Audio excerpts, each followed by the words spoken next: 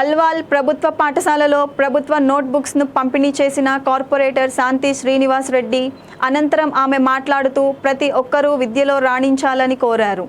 ఈ కార్యక్రమంలో నరేందర్ రెడ్డి, లోకేష్, సయ్యద్, సాజిద్, శోభన్, శరణగిరి మరియు బీఆర్ఎస్ నాయకులు పాల్గొన్నారు.